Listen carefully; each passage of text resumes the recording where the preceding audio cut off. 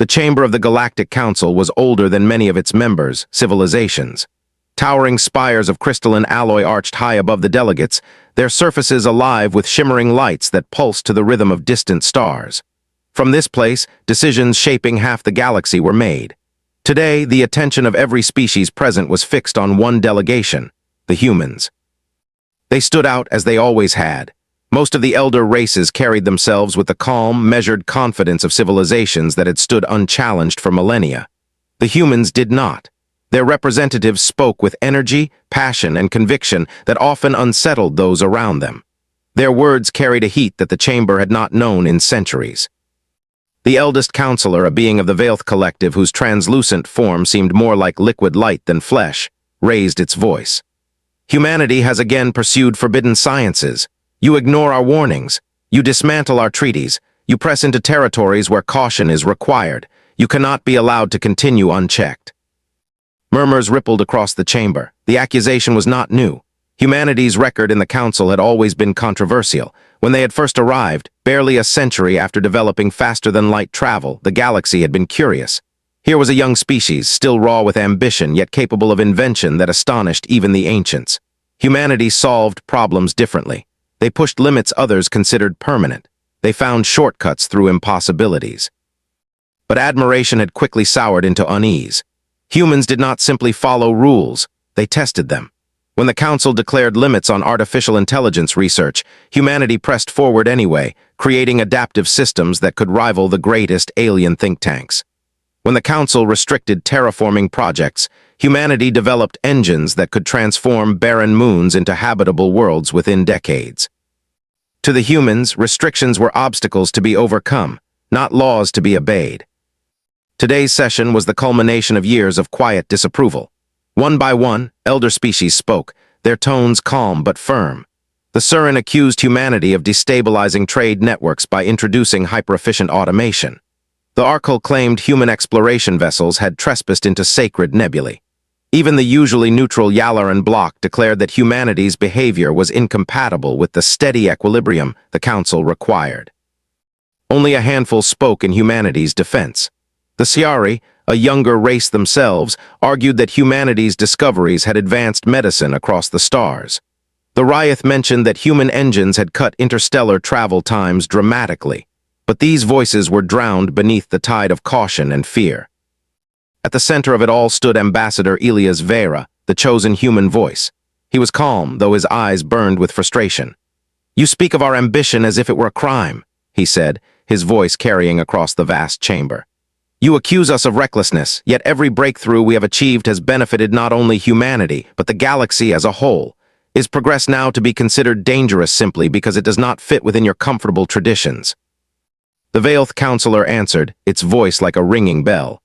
"It is not your progress we fear, but your refusal to accept limits. We have kept balance for tens of thousands of years. You arrive, and in less than a century, you strain that balance to its breaking point. This council cannot risk it." A hush fell over the chamber. Every delegate knew what was coming. The vote was called. One by one, symbols of each species lit the great display that hovered above the chamber floor. Green for continued membership, red for removal. Humanity's symbol, the blue spiral of Earth, remained unlit waiting. When the final tally appeared, the result was clear. Overwhelmingly, the Council had voted to remove humanity from its ranks. Only a handful of younger species had stood at their side. Ambassador Vera bowed his head, then slowly looked up. His voice was calm, almost too calm.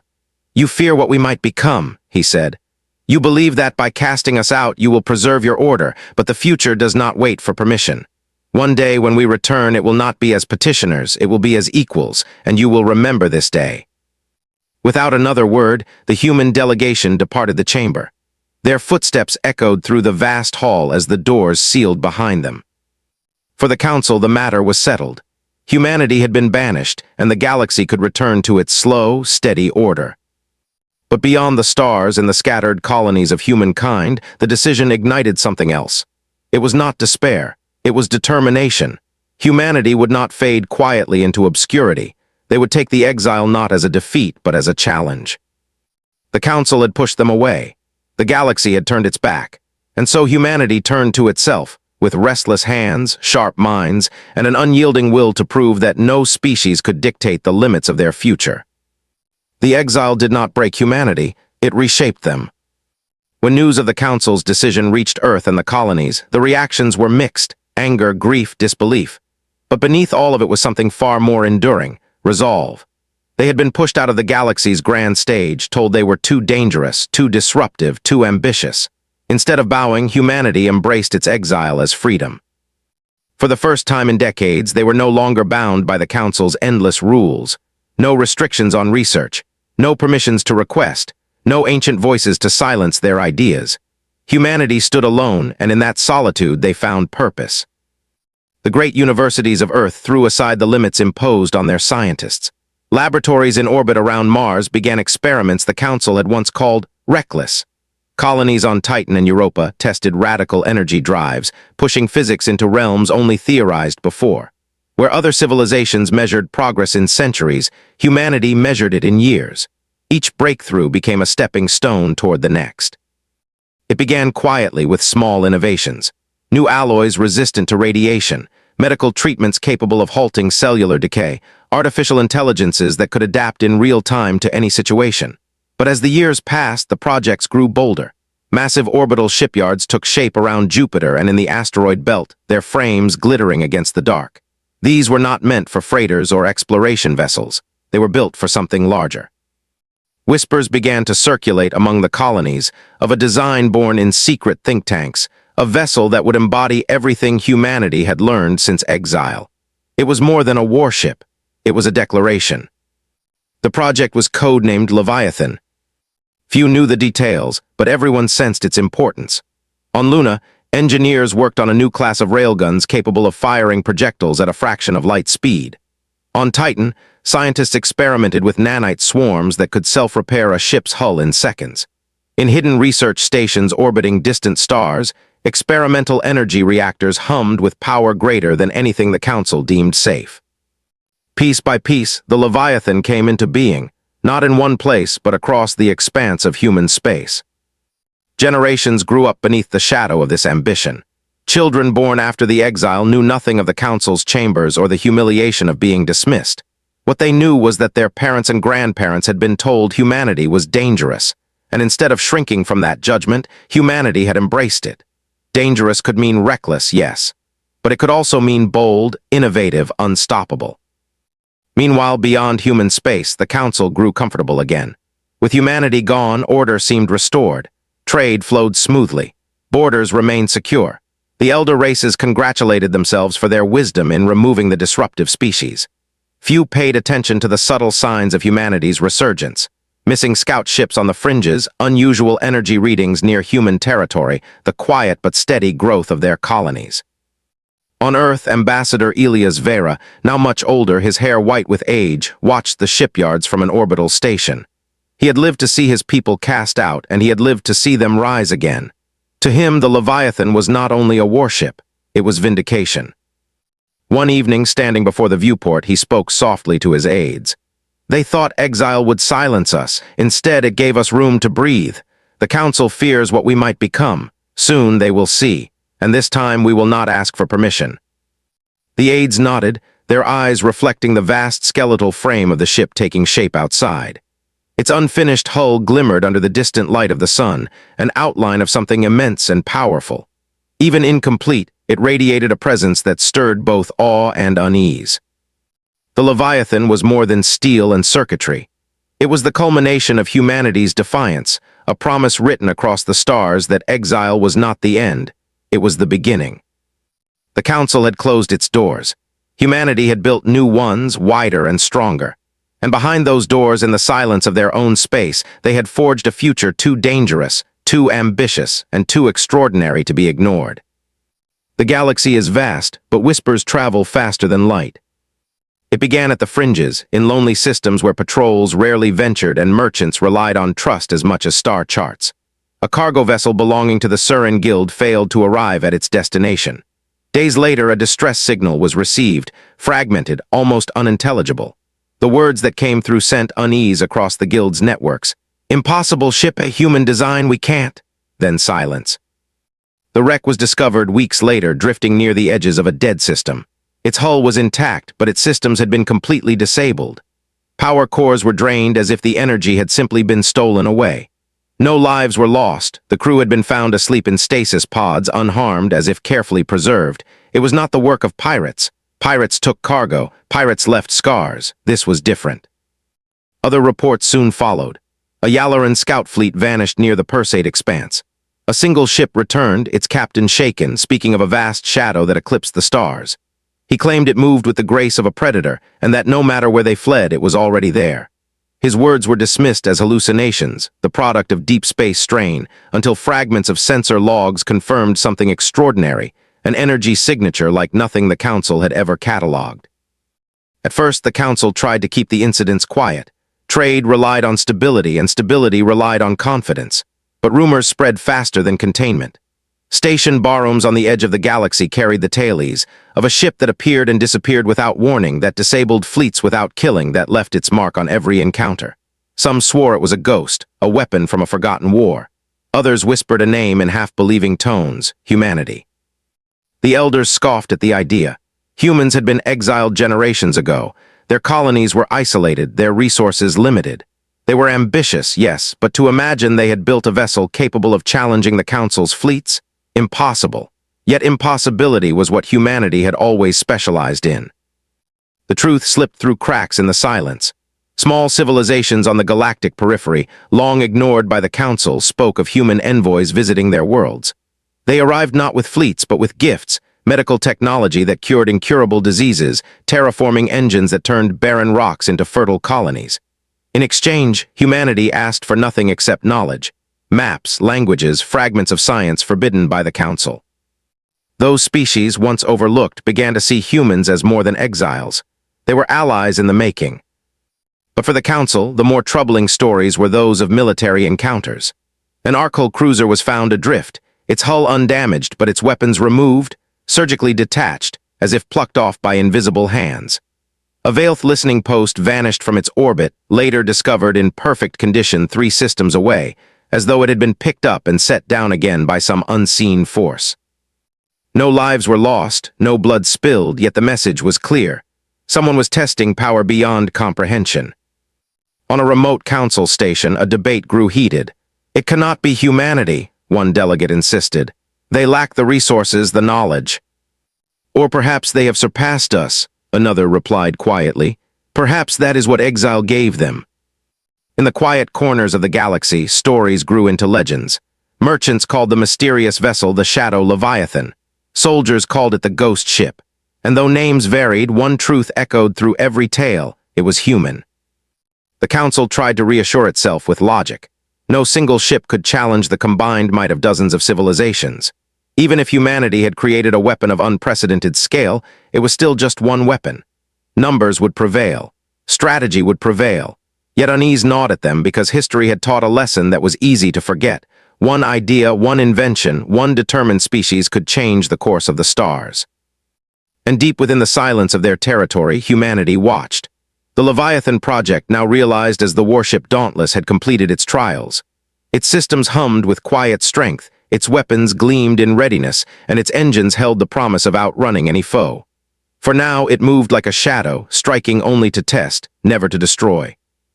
The galaxy wondered, the Council worried, the younger races hoped. And humanity, patient and calculating, prepared for the day when their silence would end, and their return could no longer be denied.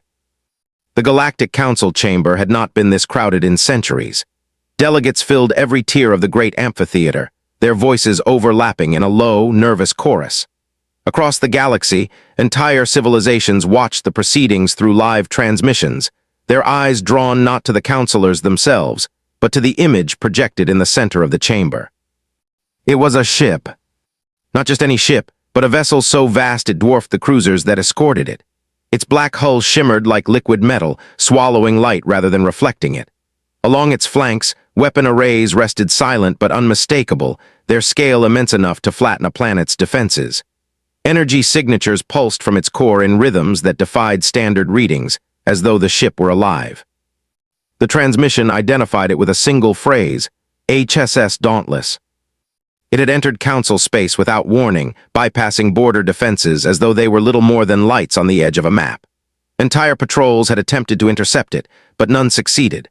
Some ships simply lost power and drifted helplessly until they were recovered. Others reported that the Dauntless had accelerated beyond sensor range, vanishing in an instant. Yet here it was, stationed calmly in orbit above the Council's central world, waiting. The eldest counselor's voice broke through the unease. "This is unacceptable," it declared, its crystalline form pulsing with agitation. "An exile returns with a weapon of war, violating the sanctity of this chamber."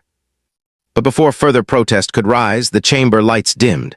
A figure appeared at the center of the council floor, a human envoy, transmitted directly from the Dauntless. He wore a uniform of simple dark fabric, unadorned except for a silver emblem of Earth. His presence was calm, but his voice carried a weight that silenced even the most outraged delegates. "We were cast out," he said, his words deliberate, steady. "We were told we were dangerous, reckless, unfit to stand among you. You feared what we might become if left unchecked. And now, after generations, we return, not to beg, not to petition, but to show you the truth of your fears." The council chamber stirred. Some delegates hissed in disapproval, others leaned forward, curious despite themselves. "This ship, the Dauntless, is not a threat," the envoy continued. "It is a reminder you sought to contain us, to bind us with rules that smothered progress. In exile, freed from your restrictions, we achieved what you said was impossible. We learned, we built, we grew, we became what you feared because we refused to stop moving forward." The Arcul delegate, a towering figure encased in plated armor, slammed a fist against the railing. "You arrive here with a weapon aimed at our world and speak of progress. This is nothing but intimidation." The human envoy inclined his head slightly. "Intimidation would have been destruction. We did not fire upon your fleets. We did not strike your defenses. We could have. Instead, we chose to come here openly to speak. That is not intimidation. That is restraint." Whispers rippled across the chamber. Some nodded in reluctant agreement. Others looked away, unsettled. The envoy paused, letting silence fill the hall. "We return as equals, not as conquerors, not as vassals, but as a species that has earned its place through perseverance. We offer cooperation, knowledge, and the future we have forged. The choice is yours, stand with us, or continue to cling to stagnation." The words hung in the air like a challenge. Outside the chamber, the Dauntless loomed in orbit, silent yet impossible to ignore. Its very presence was a message. Humanity had not only survived exile, but had thrived beyond imagining. Inside, the councilors erupted in debate. Some shouted for immediate retaliation, to destroy the Dauntless before more could be built. Others urged caution, warning that a single ship that could dismantle fleets without killing might not be alone. Still others, particularly the representatives of younger species, watched with something close to awe. The human envoy remained silent as chaos unfolded, his image steady in the center of the storm. He had said enough. The galaxy would have to decide what humanity's return meant. And above the Council's world, the Dauntless waited, dark and patient, its engines glowing softly like the heartbeat of a giant. For the first time in millennia, the Council's authority trembled, not from invasion, not from rebellion, but from the undeniable fact that the species they had dismissed had returned with a future too powerful to ignore. The Council's fleets were mobilized within hours. From orbiting docks and fortified stations, hundreds of ships emerged, sleek destroyers, towering battleships, and ancient dreadnoughts whose hulls bore the scars of forgotten wars. Their formation stretched across the void like a wall of steel and light, each vessel aligned in perfect symmetry, every weapon arrayed toward the intruder that had unsettled the galaxy's order. The intruder did not move. The Dauntless drifted in silent defiance above the Council's capital world. Its black hull reflected nothing, a void against the stars, its engines pulsing like the heartbeat of some vast creature. To the fleets arrayed against it, the human vessel seemed impossibly calm, one ship against hundreds, still as if waiting for a challenge. Inside the council chamber, delegates watched the live feed with unease. Some whispered of certain victory. Others, remembering the rumors of vanished fleets, said nothing at all. The council's high commander raised his voice above the silence. "The exile must be contained. Fire when ready." In orbit, a wave of energy surged. Council warships unleashed their opening barrage. Beams of plasma, streams of particle fire, railgun slugs that could pierce moons. The darkness of space lit with a storm of fury, the combined strength of dozens of civilizations brought to bear in one overwhelming strike. But when the light faded, the Dauntless remained. A shimmering veil surrounded the human vessel, an energy field that rippled like liquid glass. Weapons meant to shatter fortresses slid harmlessly aside, dissipating into the void. Shock rippled through the Council's commanders as they adjusted tactics, recalibrating weapons, firing again and again. The result was the same: impact without damage, fury without effect. Then the Dauntless answered. It moved with sudden speed, crossing kilometers in a blink, its engines bending space around it. Where the Council ships relied on predictable maneuvers, the human vessel shifted like a predator, graceful and relentless. Railguns along its flanks fired, not at random, not at maximum force, but with precision. A single slug tore the cannons from a battleship's hull without breaching its core. Another shredded engines, leaving ships drifting powerless but intact. Swarms of drones erupted from hidden bays, darting through enemy formations like sparks in a storm. They did not kill. Instead, they clamped onto hulls, releasing bursts of electromagnetic energy that silenced entire systems. Ships once bristling with weapons went dark, drifting helplessly as their crews scrambled to restore power. The Council forces panicked. Some ships turned to retreat, only to find the Dauntless already in their path. Its weapons hummed with restrained fury, cutting through fleets with the precision of a surgeon's blade. Not once did it strike a command bridge or vital core. Not once did it reduce a ship to ash. Humanity fought not to destroy, but to demonstrate. On the ground, the Council chamber was chaos. "This cannot be," one delegate shouted, slamming a clawed hand on the railing. "No ship could withstand such firepower." "It is not a ship," murmured another, their voice filled with awe. "It is something else, something they built while we turned our eyes away." The battle above lasted less than an hour. One by one, the Council's proudest warships fell silent, disabled but intact. When the smoke cleared, hundreds of vessels drifted powerless in orbit, their crews alive, their weapons silenced. And still the Dauntless remained. A transmission cut through the silence of defeat. The human envoy's voice filled the chambers once more, calm and steady. "We could have destroyed you. We did not. We do not seek conquest, only acknowledgement. You called us reckless, dangerous, unfit. Today we showed restraint. Remember this moment. Remember what could have been." Then the transmission ended. In orbit, the Dauntless shifted position, its engines igniting in a flash of brilliance. With effortless grace, it vanished into faster-than-light transition, leaving behind the shattered remains of the Council's fleet. The chamber was silent. For the first time in living memory, the Council's combined might have been humbled by a single vessel. The younger races watched with wide eyes, the elders with trembling silence. Humanity had returned, and the galaxy now knew the truth. Their exile had not weakened them.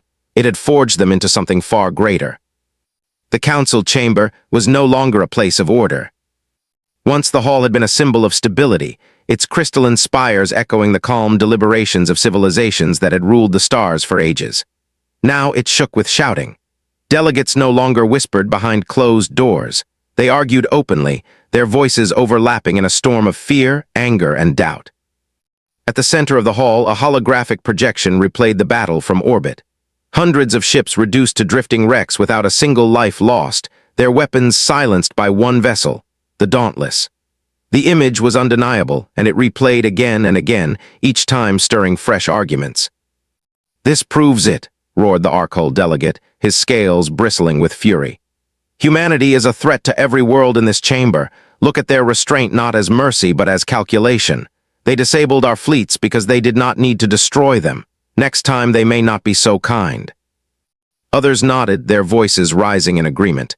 "They must be eradicated before they multiply. If they have one ship, they can build another, and another.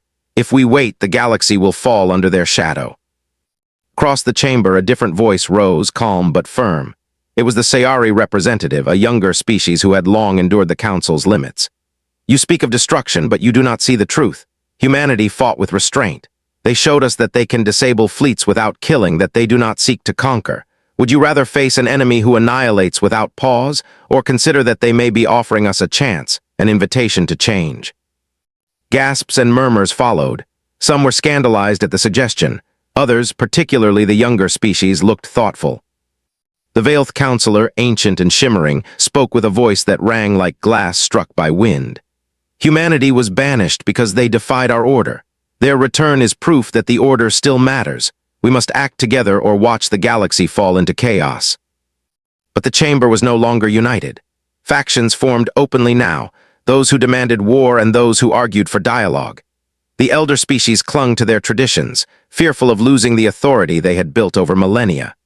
The younger races, long held back by rules designed to maintain that authority, looked upon humanity as a symbol of what might be possible if the chains of stagnation were broken. Behind the debates lay deeper fears.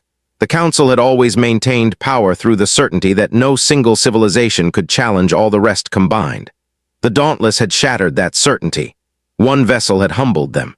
If humanity had more, if their technology spread to others, the entire balance of the galaxy would collapse. Within private chambers, secret meetings unfolded.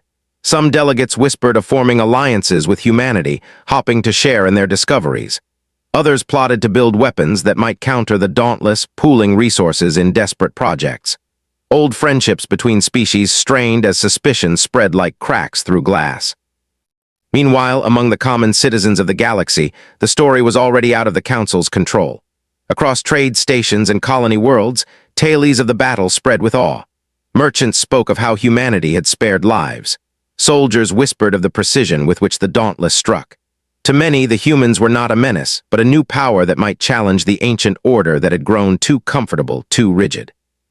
On distant worlds, younger species began to ask questions. Why should they continue obeying restrictions on technology when humanity had flourished without them? Why should they remain dependent on the Council's trade routes when humans had built their own? The Council's authority was not just shaken in the chamber, it was eroding across the stars. Back in orbit, the wrecks of the disabled fleet still drifted, silent reminders of what had occurred. Crews worked tirelessly to restore systems, to tow crippled ships back to dockyards, but the image could not be undone. For every species watching, the lesson was the same. Humanity had faced the might of the Council and walked away unscathed. As the chamber's voices rose once more, the human envoy's words echoed in their memory. We do not seek conquest, only acknowledgement. But acknowledgement meant change, and change was what the Council feared most. The hall's arguments stretched into the night, unresolved and bitter. There would be no unity this time, no single voice guiding the galaxy. The Council had fractured, its harmony shattered by one ship, one people, one return. And somewhere far from the debates and accusations, the Dauntless waited in the dark, silent and patient. Humanity had made their statement. Now the galaxy would decide what came next. The galaxy had not seen such unrest in living memory. Across the core worlds, Council banners still fluttered above government halls, but their authority no longer carried the same weight. Whispers spread faster than official proclamations, and every whisper carried the same message. The Dauntless had humbled the fleets. Humanity had returned stronger than anyone imagined. The younger species were the first to act. Colonies long bound by Council restrictions on shipbuilding began to defy orders, constructing vessels with newfound determination. On markets once tightly controlled, smugglers traded blueprints rumored to be human in origin, though none could prove it. Even the hint of human knowledge was enough to inspire boldness. Among the elder species, fear took root. They had ruled by consensus for millennia, their combined fleets unchallenged. Now they spoke in frantic tones behind closed doors, drafting plans for new alliances, secret weapon projects, even desperate talks of forming strike groups to hunt the Dauntless before more like it appeared. But the galaxy was already dividing faster than they could contain. On the frontier, rebellion simmered. Worlds under Council taxation declared independence, waving banners painted with Earth's emblem as if humanity itself had sanctioned them. Pirate fleets rebranded themselves as freedom fighters, claiming inspiration from the humans' defiance. Some truly believed, others simply used the chaos as cover. The Council chamber, once the symbol of stability, became a place of endless shouting. Every session dissolved into accusations, some demanding war, others pleading for compromise, and still others threatening to walk away altogether. Species that had once stood united in enforcing the Council's decrees now questioned whether the institution was worth preserving. Amid the noise, the Dauntless remained curiously silent. In a hidden sector beyond council reach, the ship drifted in a cradle of human-built stations. Around it, supply craft ferried materials, research vessels analyzed alien transmissions, and envoys met with representatives of younger races who dared to come in secret. Humanity did not move openly, but neither did they hide. They listened, they learned, and they waited. On the bridge of the Dauntless, Admiral Marcus Hale stood before the great viewing pane, his hands clasped behind his back. Around him, the crew worked in quiet efficiency. They had all watched the galaxy's reaction, the fear, the anger, the hope, and knew what it meant. "They are turning on each other," said Commander Ishara, her voice steady but edged with concern. "If this continues, we won't need to fire a shot. The Council will collapse under its own weight." Hale nodded slowly. But a collapse leaves chaos. Chaos breeds war, and in war it's always the innocent who bleed first.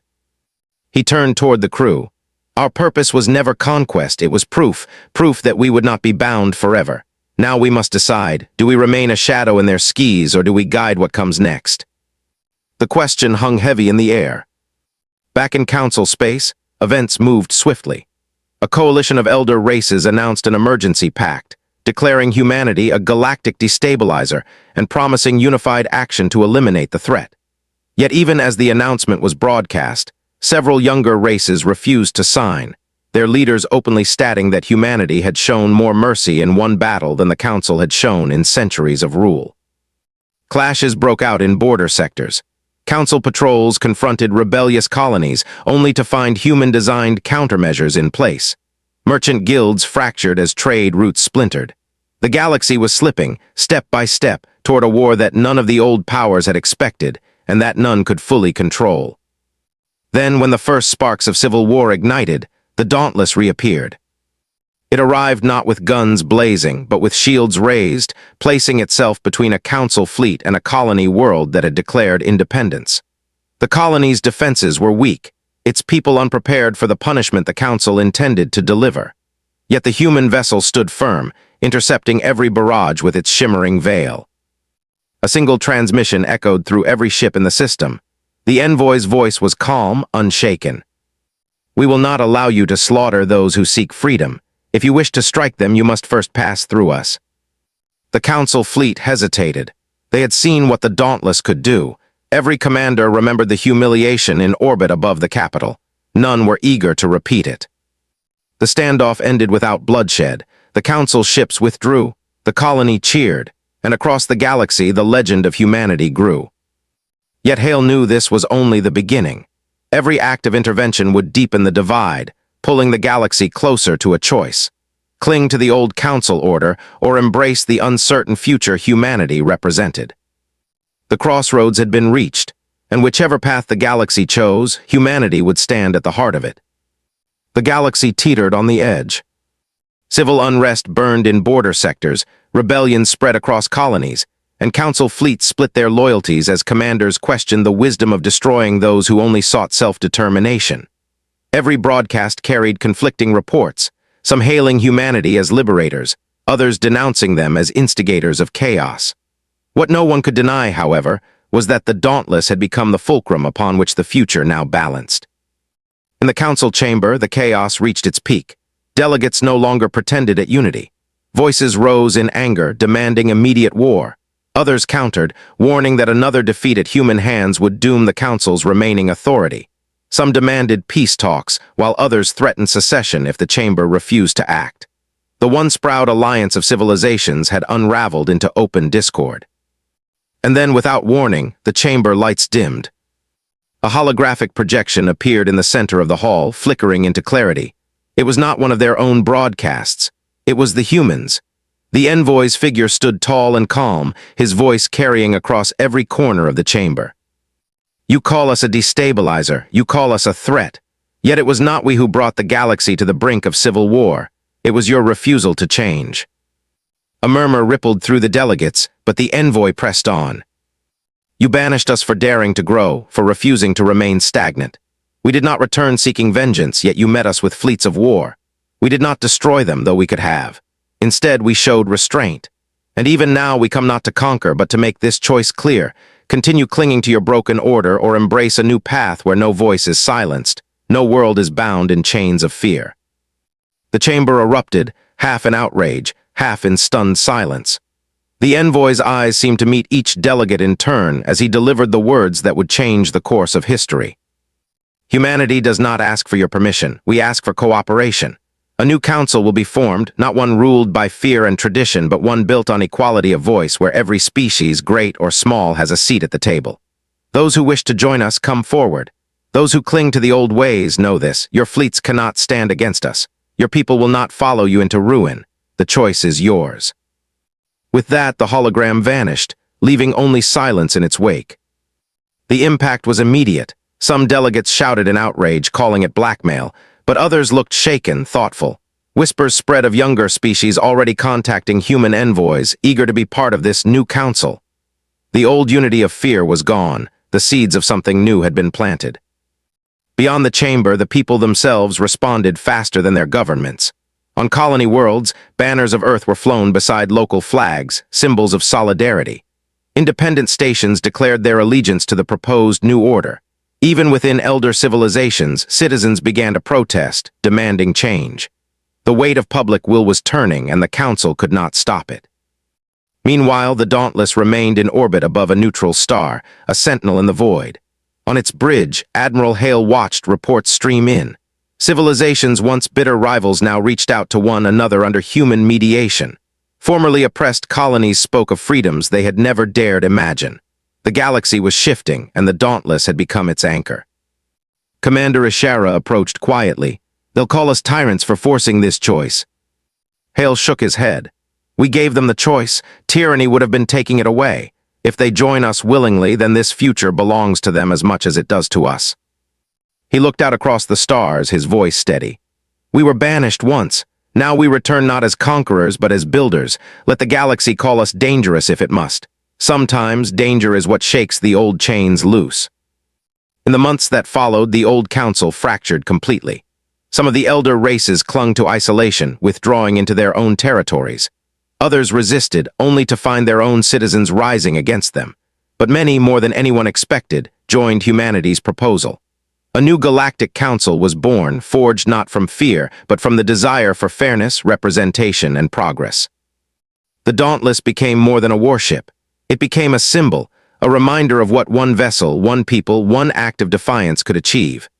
Its legend spread across the stars, not as the harbinger of destruction, but as the herald of a new age.